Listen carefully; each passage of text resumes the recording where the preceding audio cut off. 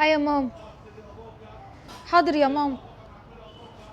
حاضر يا ماما. طب انا هعمل ايه؟ طب ماشي. الله الله، ايه ده؟ ايه ده يا عم حسن؟ ده فين مدير؟ تعالى لي يا عم كريم، انت عايز تتفرج لي؟ يا استاذ فادي ايه يا عم ماسكه التليفون وعماله ترغي؟ هو ايه ده؟ مش شغل ده؟ معلش وانا عمال اقول انا بخسر، انت ما بتاخديش فلوس؟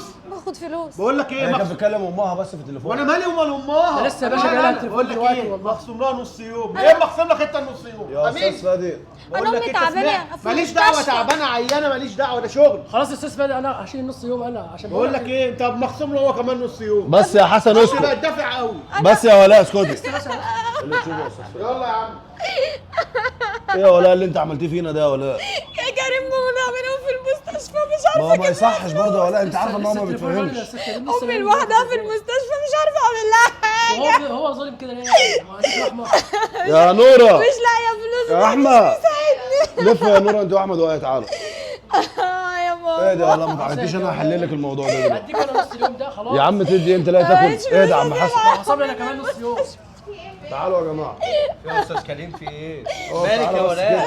تعالى يا نوره. دي ماشي. ايه ده بقى؟ مالك يا ولاء في ايه؟ ايه ده يا نوره؟ مش وقت طبطبه. انا طبطب انا ايه؟ صلي على النبي. عليه السلام. احنا دلوقتي هنلم جمعيه ايوه ماشي وهنقبض ولاء الاول عشان هي امها في المستشفى. ماشي الله يبارك كلكم لك. قلتوا ايه؟ ماشي موافقين. امين.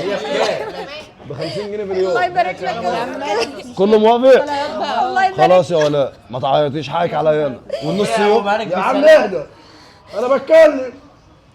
والنص يوم اللي هو خصمه لك عندنا، الله يبارك لك يا استاذ كريم. واليوم اللي خصمه لك عند عم حسن. ما تعملش فيها عضمضم بعد كده. الله يبارك. لا انت انسان محترم.